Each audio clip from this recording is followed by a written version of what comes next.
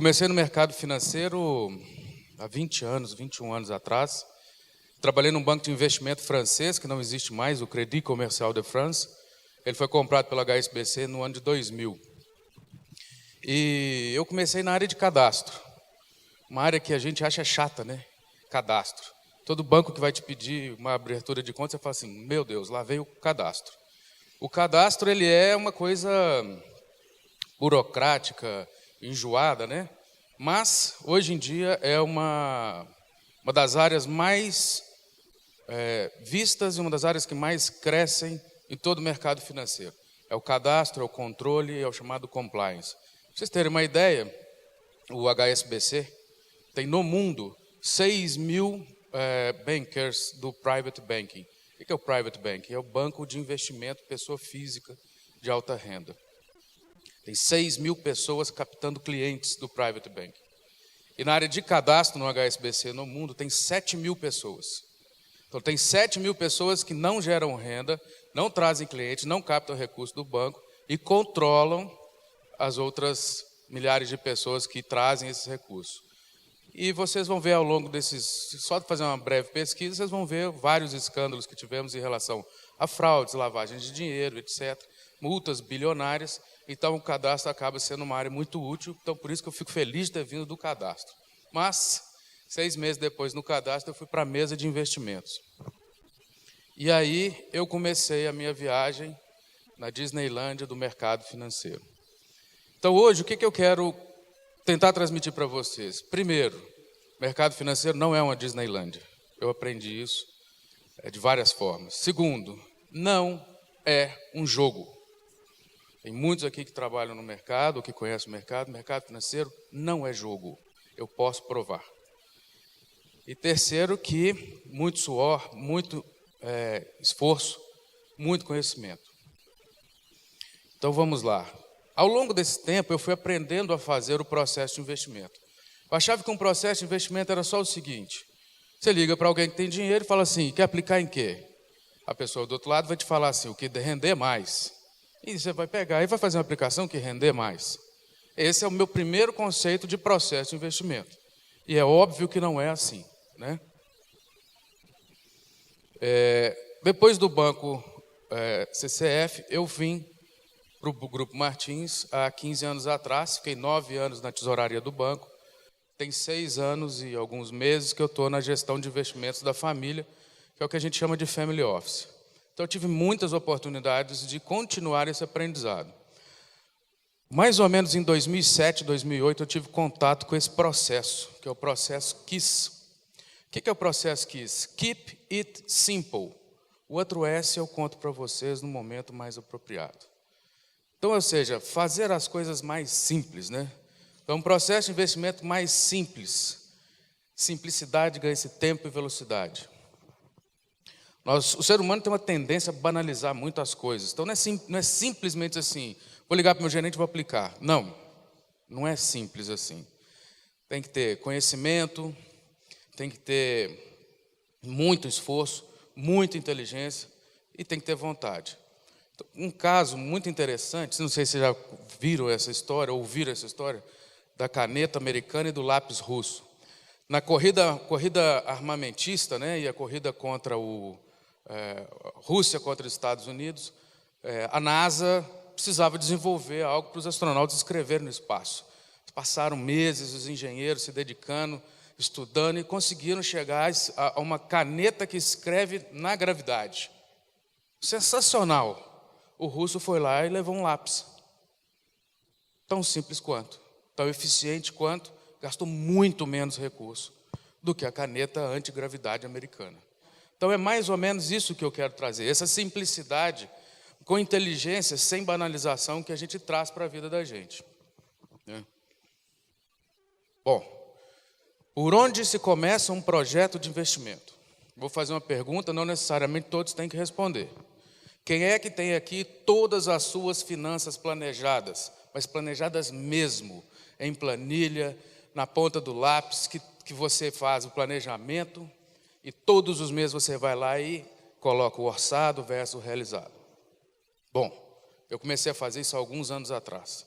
Vou dizer para vocês que é muito difícil. Por que que é difícil? É difícil você saber o quanto você gastou? Não. É difícil você saber que você gastou. Então você fala assim, eu devo gastar uns R$ 500 por mês em restaurante. Põe na ponta do lápis, você vai ver que é mais. Aí eu gasto R$ 100 de gasolina. Põe na ponta do lápis, é mais. Então, vocês vão ver que várias empresas estão indo no caminho do sucesso porque elas controlam custos. Nós temos que controlar os nossos gastos. A gente estava comentando agora há pouco sobre a Ambev que comprou a Saab Miller. A Ambev está no ritmo que está de compra, a 3G Capital, né, que é a empresa que controla. Por quê? Controle de custo. Eles são especialistas em comprar empresa, reduzir custo, aumentar a eficiência. Então, nós temos que fazer isso na nossa vida. Quando eu comecei a fazer isso, eu comecei a sair do lugar. Eu comecei a descobrir que tinha muita torneira vazando e que eu precisava fechar essas torneiras. Essas torneiras, elas são perigosíssimas. Eu vou dizer para vocês, um mau controle de custo, você vai demorar de 2 a 3 anos para se restabelecer de novo. Não, Marcelo, eu consigo em menos. Parabéns, porque eu demorei 3 anos. 3 anos para acertar, 3 anos para saber que eu posso comprar aquilo, para saber que eu não preciso comprar aquilo outro, né? Por isso que é importante os planos de curto, médio e longo prazo. E aí entra essa história de gasto e de custo. Então, eu entendo, por experiência, que na nossa vida nós somos movidos por 2 grandes forças: a necessidade e o estímulo.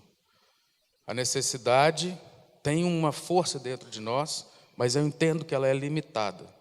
O estímulo te impulsiona a novos ciclos, a novos desafios de uma maneira muito mais eficiente. E aí a gente tem que começar a pensar, o que eu preciso para sobreviver? Quais são as minhas recompensas? Eu posso ter algum luxo? Um dia, eu andando em Uberlândia, um dia chuvoso, por sinal, eu andando na rua, eu descobri que eu precisava trocar o meu sapato. Por quê? Porque molhou minha meia. Eu falei assim, mas isso é óbvio, né, Marcelo? Você precisa trocar o sapato. Não, mas eu tinha na minha cabeça o seguinte, eu tenho que usar esse sapato aqui até ele esfarelar. Eu vou levar até o final essa história de custo. Quando eu descobri que eu precisava trocar o sapato, o que eu fiz? Eu fui na sapataria e coloquei o quê? A sola do sapato. Porque a capa do sapato estava muito boa, eu não precisava trocar o sapato. Me custou, sei lá, R$ 40. 3 meses depois a sola soltou, desgrudou e você andava, o calcanhar batia no pé, aquela coisa horrorosa. Ou seja, troquei o sapato 3 meses depois. Comprei um sapato que eu achava adequado para o meu orçamento, para as minhas necessidades. Naquele momento paguei R$ 80. Pergunta, quanto custou o meu sapato? R$ 120. Então, a simplificação banalizada custa caro. Se eu tivesse trocado o sapato lá atrás por um outro de R$ 80, eu não tinha gasto desnecessariamente os outros R$ 40. Fala assim, Marcelo, só R$ 40. Não é só R$ 40. Põe na ponta do lápis o sol 40, o sol 10, sol 15, sol 20, você vai chegar no final do ano com R$ 10.000 que você deixa escorrer. Deixa por aí, né? Eu não estou aqui pregando voto de pobreza não, viu, gente? Nem trabalhar ao extremo para guardar dinheiro, para não fazer nada com o dinheiro. É sobrevivência versus recompensa versus os luxos. Então, são conceitos que nós temos que trabalhar internamente. Luxo para mim é uma coisa, luxo para cada um de vocês deve ter outro significado. Tem pessoas que não se permitem ter luxo. Agora, às vezes, ter luxo, o que é? Uma cama limpa, um banho quente, uma casa arrumada. E tem gente que não se contenta com isso. Nós temos que buscar dentro de nós os nossos parâmetros de investimento. E eles começam como? Nos nossos parâmetros de custo. Se você não tem os seus parâmetros, não vai ser o outro que vai me dizer os meus parâmetros, né? Então, o que eu quero dizer com isso? Nós temos a necessidade de conquistar os conhecimentos. Não existe almoço de graça no mercado financeiro. Ponto. eu lhes falo com toda certeza. Vem cá que eu vou te dar uma dica. Não vai. Isso não é dica. Isso tem alguma intenção por trás. Não estou aqui dizendo que todos agem de má fé, mas todos são pressionados pelas famosas metas. Então, você chega num lugar, o cara tem uma meta de te vender título de capitalização. Mas você precisa aplicar na caderneta de poupança. Você sai de lá com o quê? Com comprovante de título de capitalização. Porque você não teve a capacidade para confrontar com aquela pessoa a sua real necessidade e dizer para ele que o título de captação tem esse benefício, mas tem essa característica que não atende à sua proposta de investimento. Auxílio de profissionais especializados. Tá?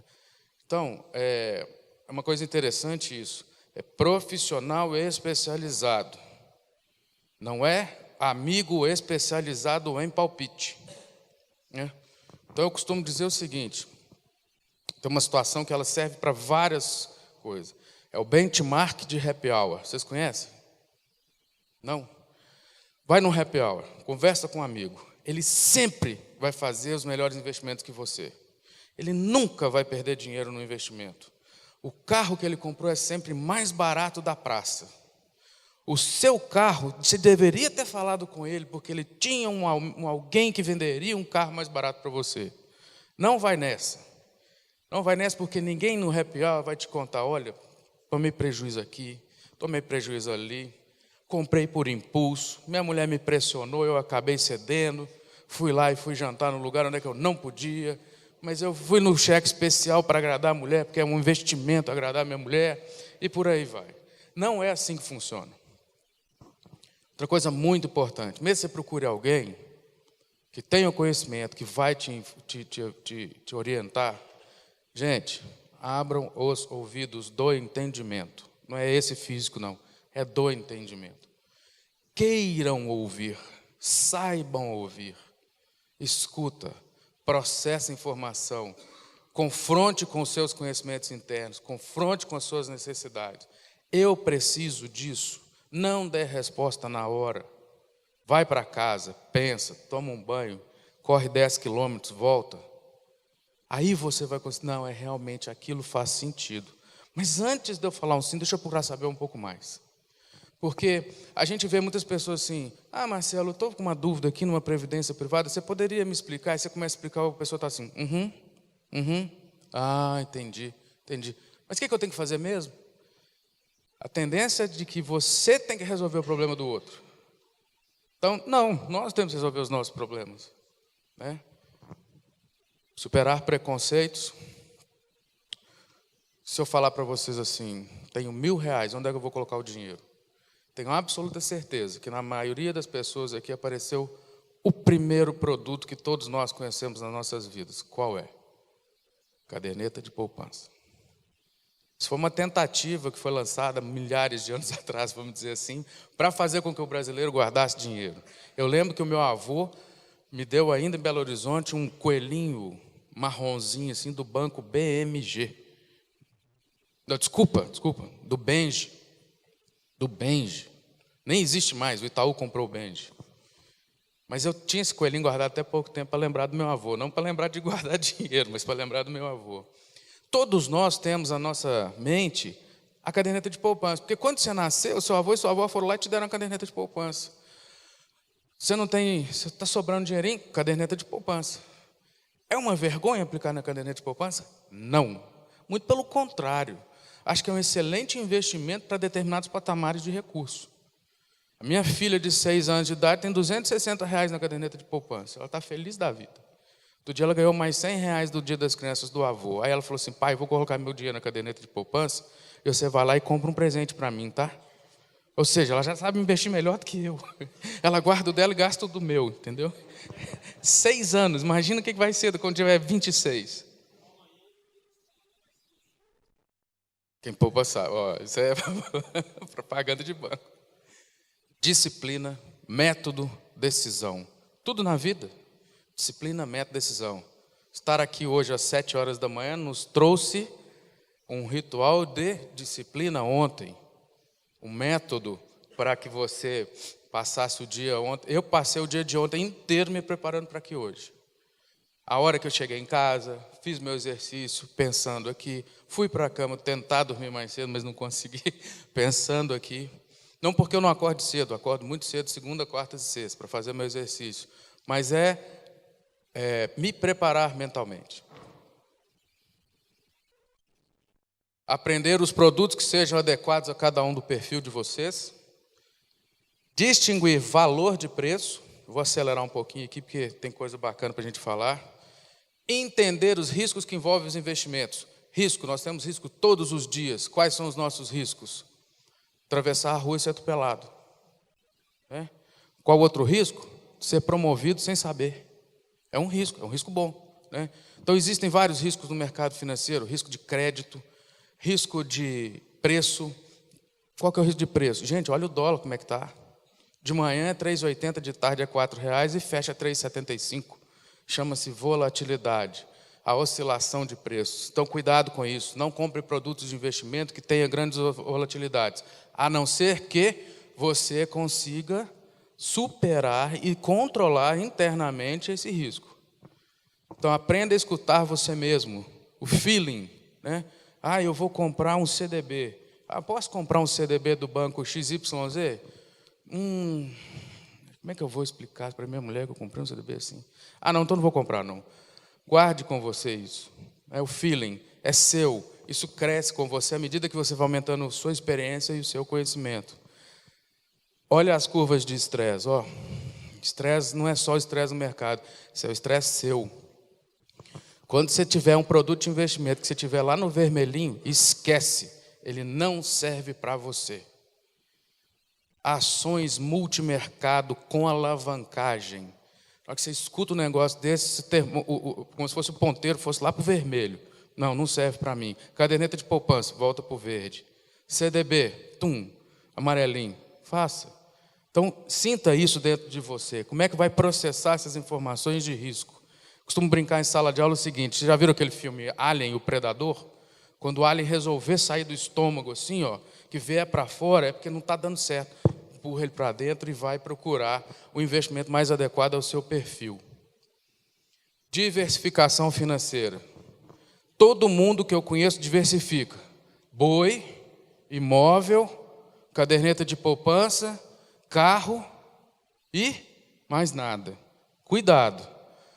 Uma boa diversificação financeira não pode ser um jogo de soma zero.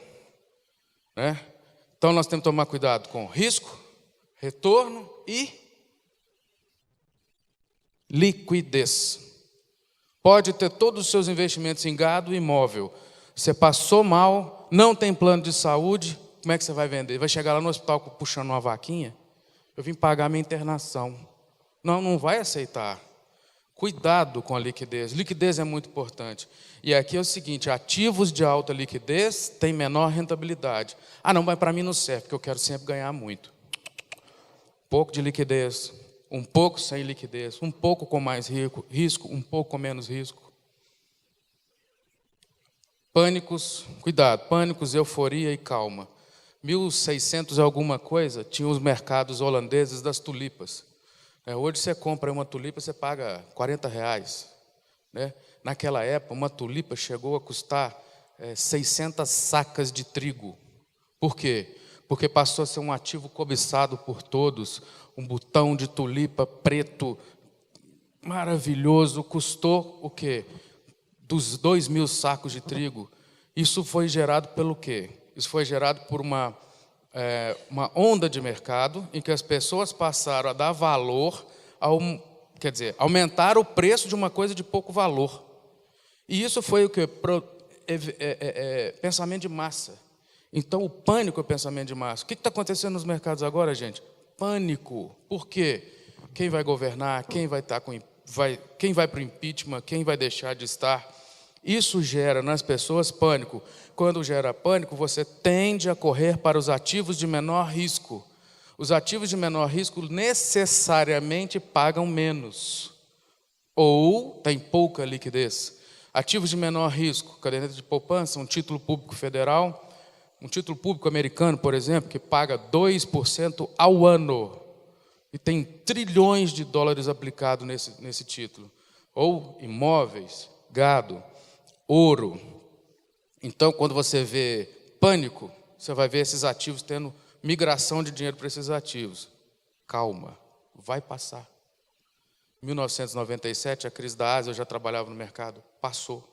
E aí você, se tiver liquidez, compra melhor. 98, na crise da Rússia, passou. Quando o Lula foi entrar no governo, passou. Agora vai passar. Mas nós temos que ter calma, nós temos que nos proteger. Como é que você se protege? Não gastando, controlando suas finanças, guardando dinheiro em investimentos mais seguros. Para quê? No momento adequado você fazer um bom investimento. Não é gastar certo, não. É um bom investimento. Aqui é o seguinte, um pouco de prática para nós. Reparem nesse gráfico aqui. Esse gráfico nos diz de 2004 a 2015 os melhores investimentos, melhores categorias de investimento. Em 2004 foi o título público federal, 19,8% de rentabilidade. O que eu quero dizer para vocês aqui é uma teoria chamada teoria do retrovisor. O investidor comum fala assim, então, título público foi a melhor rentabilidade, 19,8%. Então, eu agora vou aplicar só em título público. Olha o que aconteceu com o título público no ano seguinte. Foi o penúltimo investimento, 14%. Qual que foi o melhor? Ibovespa.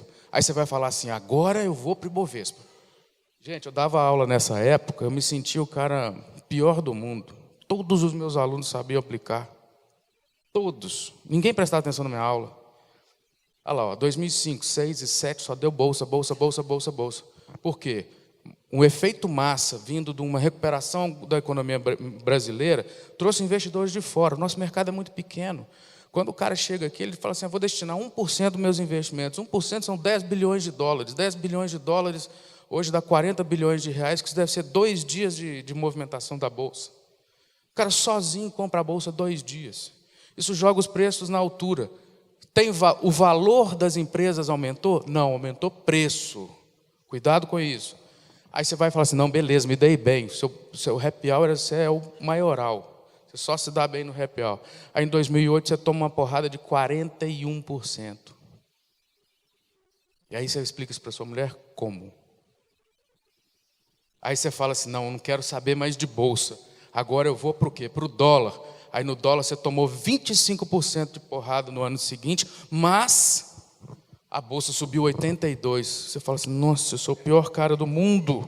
Eu não sei aplicar meu dinheiro. Vou voltar para a bolsa. Pum! E aí vai nesse raciocínio, entendeu? E aí você é levado pelos pensamentos de massa, levado pelas dicas, levado pelo arrependimento, você jogou fora sua disciplina, seu método, tudo foi para o espaço. Esse é o chamado efeito retrovisor. Repara só, aqui são 4 perfis de investimento, o CDI, que é a nossa taxa interna de juros, e o perfil retrovisor. Olha que gracinha, 91%, de 2006 a 2014, 8 anos, 91%. Agora, se você tivesse feito um perfil de investimento, uma alocação de investimento, com um profissional adequado, você teria, na pior das hipóteses, 135%. Na pior, na melhor, 150%. Você diversificou, você olhou risco, retorno, o seu perfil, e você foi orientado por alguém. Mais ou menos foi o seguinte, foi isso aqui que foi feito. Ó. Você sentou com a pessoa, definiu seu perfil, conservador, moderado, agressivo, e ele traçou para você caixinhas de investimento, como eu costumo dizer. Então, olha, pós-fixado, pré-fixado, inflação, renda variável, multimercado. O retorno dessa carteira foi 150 e tantos %. Então, o que eu quero dizer é o seguinte, isso aqui, gente, é estudo. Isso aqui é técnica. Isso aqui chama modelo de alocação de fronteira eficiente de Markowitz. Isso ganhou, se eu não me engano, acho que ganhou o prêmio Nobel, acho. Mas se não ganhou, o negócio é chique. Então isso aqui não é bolsa. Isso aqui não é sentar numa mesa de pôquer e fazer apostas. Isso aqui é conhecimento. Está vendo? Isso aqui é olhar para o mercado, fazer suas reflexões, fazer orientar-se e chegar num consenso do que é bom para você. É bom ficar só num e outro? Aqui é igual o famoso cachorro correndo atrás do rabo. Não é. Diversifica um pouquinho em cada caixinha. Eu detesto ações. Ninguém te falou para comprar ações. Põe um pouquinho na caderneta de poupança, faz um CDB, coloca num fundo de investimento com um pouquinho de inflação. Por quê? A inflação projetada para os próximos anos está na casa de 9. Então, o que você vai fazer? Proteger o seu poder de compra. Se eu já tenho algo indexado à inflação, estou protegendo o meu poder de compra. Com as outras caixinhas, o que você vai fazer? Elevar o seu capital. É a única coisa que tem? Não, você pode comprar uma casa na hora que ela estiver desvalorizada, um lançamento novo de um prédio. Tem um boizinho aí, marca PO, XYZ, cujo filho vai valer 100 mil reais, você quer comprar 1/3 do boi? Dá para fazer isso tudo. Mas cuidado para não ser um jogo de soma zero, porque na hora que você abrir seu portfólio, você tem 15 investimentos diferentes. Qual deles você cuida? Não sei. Né? Então, eu queria agradecer a oportunidade. O espaço é muito curto de tempo para tanta coisa que eu queria oferecer em retorno ao convite, mas o que eu quero dizer para vocês é isso: controle de custos, conhecimento, dedicação. Nós nos dedicamos às nossas profissões. Vou contar uma história rápida para vocês. Quando eu fui viajar com a minha esposa, a gente estava noivo, eu fui viajar, estava ela, meu sogro, aquele negócio, nós ficamos 3 horas esperando no aeroporto. Fui na livraria e comprei um livro sobre derivativos. Foi a primeira vez que eu ouvi sobre derivativos. Minha esposa me achou doido, né? Minha noiva me achou um louco na época. Esse livro está lá em casa até hoje, todo grifadinho. Então, assim, é um pouco nerd, mas você tem que se dedicar ao que é importante para você. É a minha profissão. Eu tenho que me dedicar a isso. Então, eu queria agradecer, dizer que vocês têm um espaço fantástico aqui, um momento de reflexão muito importante. E vocês estão de parabéns. Muito obrigado mais uma vez pelo convite. Bom dia a todos.